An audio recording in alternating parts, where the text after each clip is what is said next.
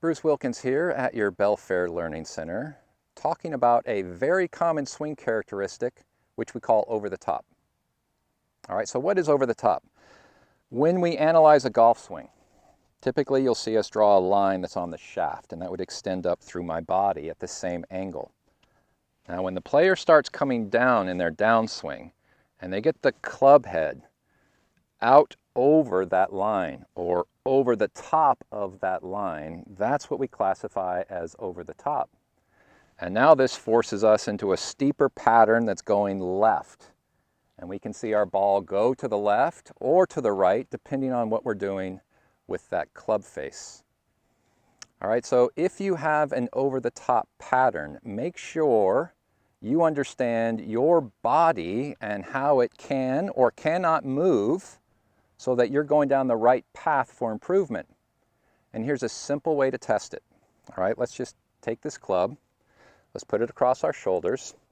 Now, can you, as the player, keep your shoulders very quiet and still while you turn your hips? All right, we call this disassociation.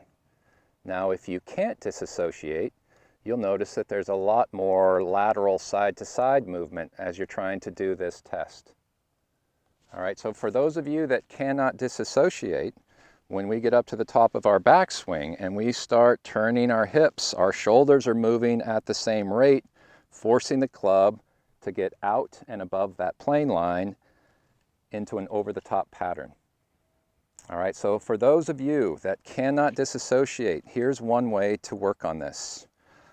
I want you to feel like in your backswing, you get your hands and arms lower. All right, so I feel like my left arm is below my shoulders or flatter. You hear people talk about flatter. Now, when I get it lower, my hands get deeper. And now when I start coming down, once again, my hips and shoulders moving at the same rate, I'm already bringing this club down on a more effective plane. All right, and for those of you that can disassociate but still come over the top, I want you to be able to get up to the top and feel in your downswing that your chest, all right, or your shoulders stay closed to the target longer.